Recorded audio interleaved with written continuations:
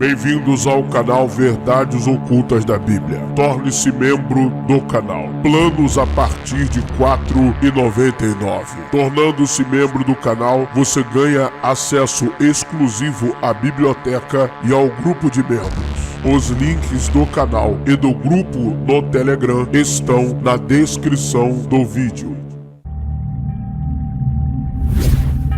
Ative o sino das notificações.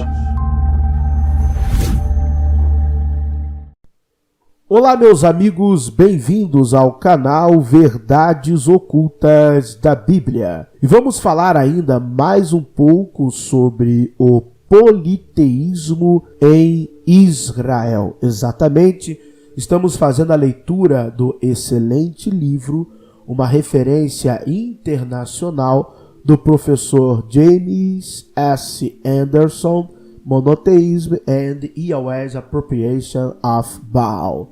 Faremos a leitura especificamente da página 30, que vai falar acerca dos achados arqueológicos de Kuntlet al-Rut e Khirbet el-Kon, que vai fazer a demonstração clara de que a religião oficial de Israel, oficial entre aspas, não era nem sequer o monoteísmo. O professor James vem demonstrando em seu livro que, além da adoração a Yahweh ser uma apropriação da adoração a Baal, que na verdade o fenômeno do monoteísmo ele é apenas redacional.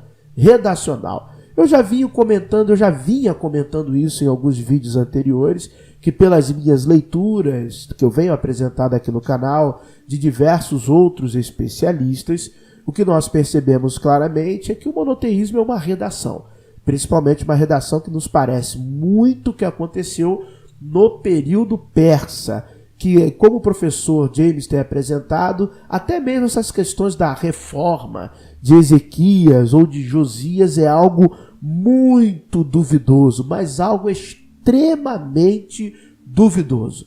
E o que nós tínhamos na realidade era uma religião que tinha um panteão de deuses, mais especificamente Yahvé e a sua Asherá, sua esposa, a sua consorte. Que na verdade, quando olhamos para o passado ugarítico de Canaã, a Asherá era a esposa do deus El. Então vamos à leitura do trecho do livro do professor James. Ele vai falar as questões que abordam alguns pequenos tópicos acerca do debate acadêmico desta questão, e ele apresenta argumentos a partir de suas análises dos achados arqueológicos muito convincentes de que, na verdade, o iauísmo de fato, é uma construção literária, que a real história e a arqueologia nos mostram uma perspectiva totalmente diferente. Kuntlet al-Rut, na península do Sinai, e Khirbet el-Kon, na Cefelá da Judéia, produziram inscrições que justapõem Ashera ou Asherá com Yahweh ou Yahvé, o deus Javé. A análise paleográfica data estas inscrições do século 8 antes da Era Comum. Então, as análises paleográficas datam essas inscrições no século 8 antes da Era Comum, século 8 antes de Cristo. Acerca de Kuntlet al-Rut, inscrições em pitos e em uma parede apresentam 4 ocorrências de Yahvé e Asherá. Então são 4 ocorrências. Uma delas diz para Yahweh de Teimã e para Asherá. El e Baal também são invocados num texto poético encontrado neste sítio. Então, nesta mesma localidade, neste mesmo sítio arqueológico, além de encontrarmos 4 inscrições, uma delas com a referência que eu já li anteriormente, para Yahvé de Teimã e sua Asherá, nós também temos El e Baal sendo invocados em um texto poético encontrado no mesmo local, Kuntelet Ar-Jerud. Então a gente tem esta prova arqueológica.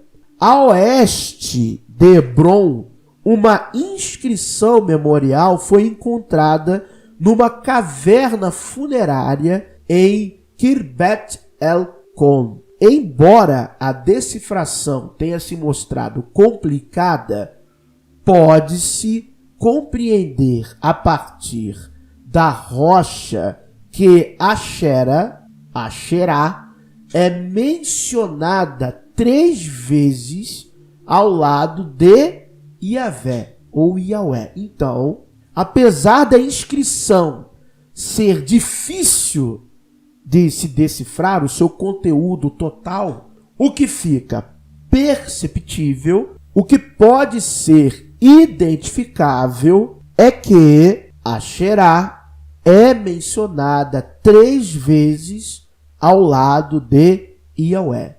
Embora muitos tentem argumentar que Asherá é meramente um poste sagrado nestes textos, bem como na Bíblia hebraica, deve-se perguntar, olha só o que o professor está escrevendo, deve-se perguntar se este argumento não está fundamentado num desejo de manter um paradigma do iauísmo monoteísta primitivo.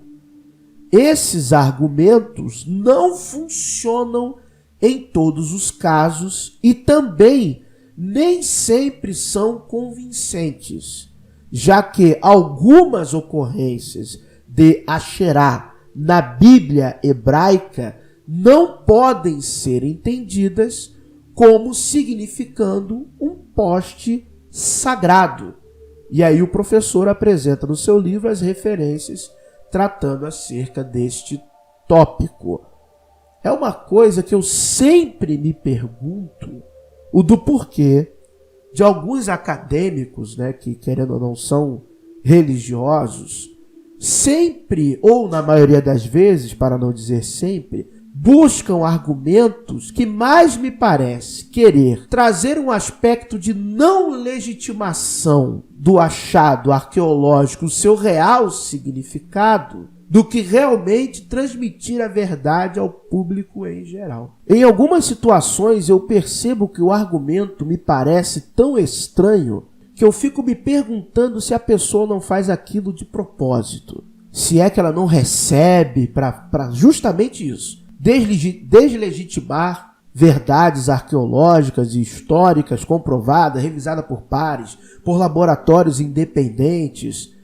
Às vezes a impressão que me passa é que a pessoa ela está ali só para falar aquilo que vai retroalimentar as questões que envolvem a religião e não a fazer ciência arqueológica e ciência histórica de verdade, de fato.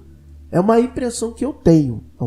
Estou dando aqui a minha opinião pessoal, baseando-me no comentário aqui do professor James S. Anderson. É algo que às vezes me parece até assustador, porque todas as evidências apontam e demonstram determinada direção, claramente. Aí vem alguém e diz, não, olha só, pode ser isso aqui. Para quê? Para legitimar a narrativa da construção literária, religiosa. E não para dizer, não, o fato arqueológico é esse, é verdade, esse é o fato arqueológico. Às vezes eu me assusto, mas vamos continuar aqui a leitura. Alguns sugeriram que o termo poderia significar um local de culto, mas isto também não é sustentável. Inclusive, eu quero deixar aqui claro que quando o professor Anderson está colocando alguns, no livro dele tem as notas de rodapé de cada capítulo, onde estes acadêmicos são listados e as suas obras são citadas. Nome do acadêmico, a obra que ele fez e a página do livro dele em que ele apresenta estes argumentos. Por exemplo, só para exemplificar, eu estou com o livro do professor Anderson, estou lendo para vocês a página 31, e esta frase que eu acabei de ler agora do seu livro, a nota é a nota 21, em que ele cita quem são estes acadêmicos que argumentam sobre esta questão. Então vou dar um exemplo aqui, ele cita a obra de Zevit, que é Religions of Ancient Israel, página 400 a 402. Essa é a nota 21. Então, de um que ele cita. Tem outros também. Então, estou aqui apenas trazendo para vocês que o livro do professor está muito bem escrito. Vamos continuar a leitura. As interpretações acadêmicas destas inscrições são por vezes movidas pelas convicções religiosas de alguém. Olha só o que o professor está dizendo. Como entender os atestados da expressão sua Asherá em relação a Yahvé tem sido ponto central do debate. Agora estou falando aqui o que, na minha opinião, é um absurdo. Para que manipular isso? Está claro. O debate vai ser em torno mais de quê? De que mais vai ser em torno de quê? Sabemos a que se refere o nome Asherá. Está atestado também em Ugarit. Era consorte do deus El. A apropriação por parte do culto a Javé é clara. Ela é colocada mais à frente na historiografia de Israel como a consorte do Javé, do tetragrama, do Yahweh. Temos evidências arqueológicas acerca disso. Ou seja, o debate é em torno de quê? Vamos continuar a leitura do professor James S. Anderson. O entendimento lógico que vê essas inscrições como atestando Yahweh e sua Asherá, é lógico isso, são frequentemente contestados, argumentando que, olha só, olha onde vai a mente, argumentando que os sufixos pronominais não são atestados no final dos nomes próprios no hebraico bíblico. Ou seja, o hebraico massorético dos judeus de Tiberaíades, um texto desenvolvido ao longo do século VI ao século X da Era Comum, ou seja, depois de Cristo, um texto construído, editado, não é uma cópia fidedigna das escrituras antigas em hebraico. Olha só, este texto tem muito mais valor do que achados arqueológicos que são datados da época que os mesmos pertenceram, obviamente.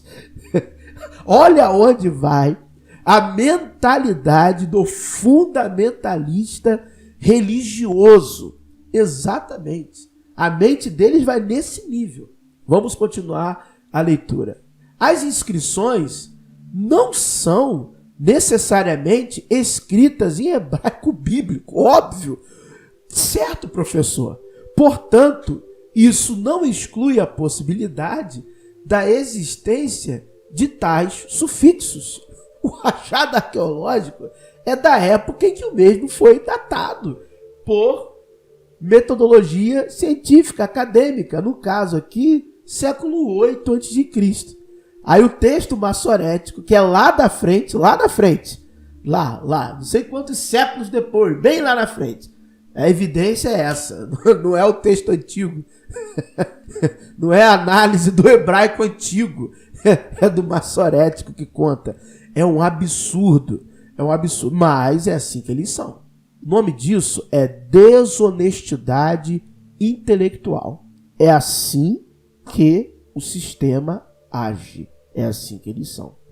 O hebraico bíblico pode muito bem ser uma língua um tanto artificial, criada mais tarde, especificamente para transmitir a leitura que hoje forma a Bíblia hebraica. Assim teria estabelecido convenções particulares que o diferenciassem da fala comum, com a qual o corpus de inscrições provavelmente terá afinidades mais estreitas. Independente de como se traduz o termo Ashera ou Asherat, todas as inscrições, de uma forma ou de outra, apontam para uma deusa. Mas isso é tão óbvio que chega a dar um tédio de você ouvir alguém que tem diploma de doutorado ou de mestrado em arqueologia, especializado em arqueologia bíblica ou em exegese bíblica, colocar isso como pauta de debate.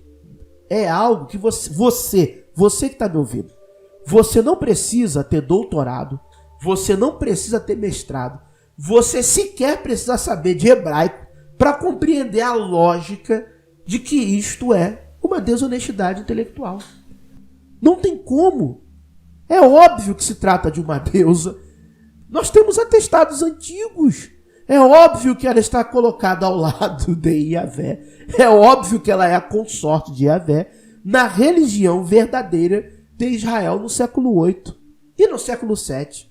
E no século VI que as coisas começam a mudar. Por causa da influência persa. Exatamente. Vamos continuar aqui. Mesmo quando Asherá é entendida como um poste sagrado, eu já fiz esse vídeo aqui para vocês.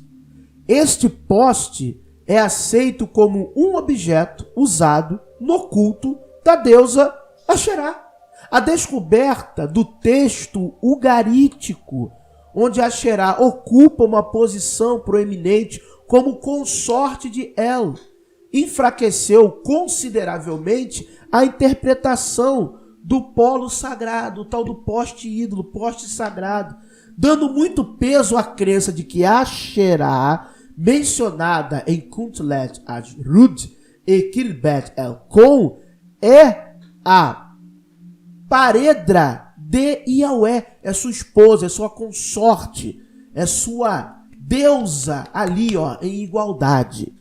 Mesmo que sua presença fosse significada por um símbolo de culto, não importa. É a esposa de Javé. É a esposa dele. Não tem essa de que Israel é a idolatria. Não, é a religião real de Israel, é essa. Foi essa sim. Não é que o povo estava em pecado, não. É evidência que é a religião oficial. Alguns proponentes do modelo, que agora já é um modelo, obviamente, do iauísmo monoteísta inicial, não admitem que estas inscrições forneçam evidências de uma deusa. E está aqui a nota. A nota está aqui. Então você tem lá o grupinho da panela, que não tem como chamar de outra forma.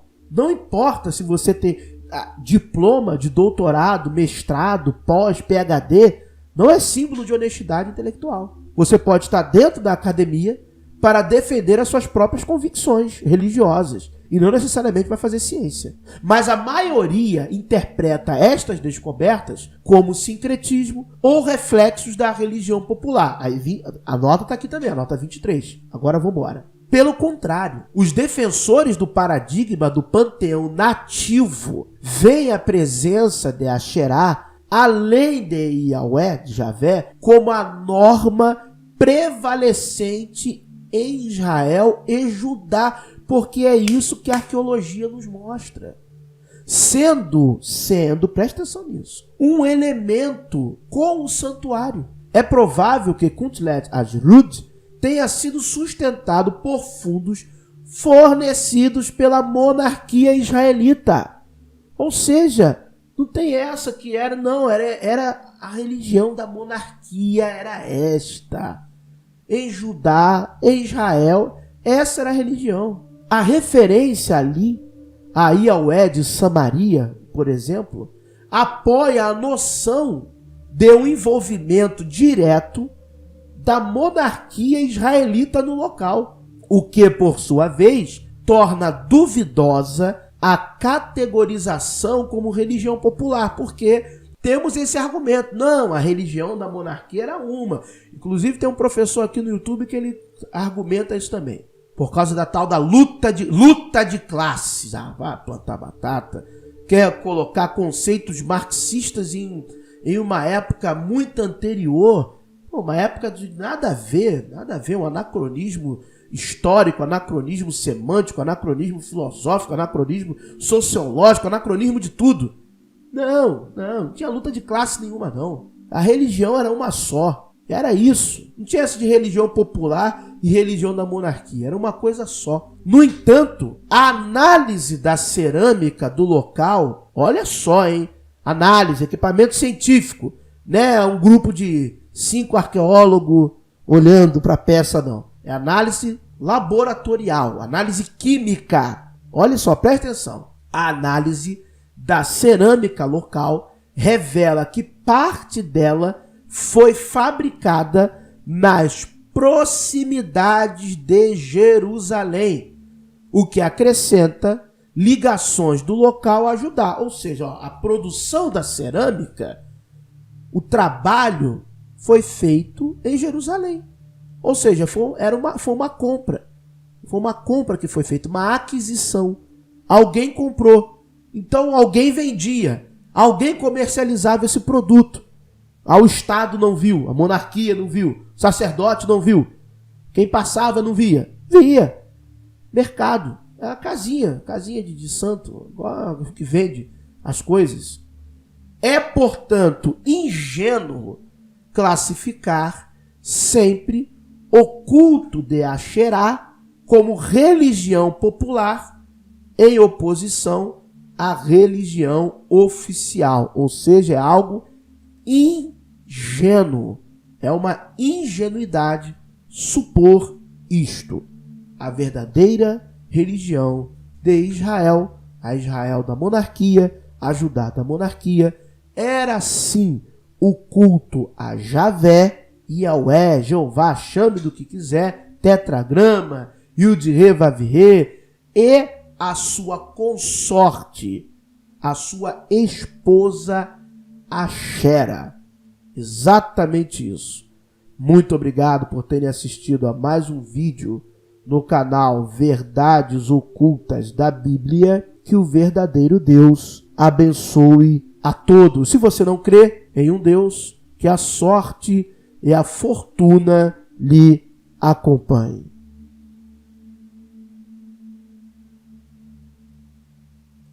Obrigado por assistir mais um vídeo. Se inscreva no canal.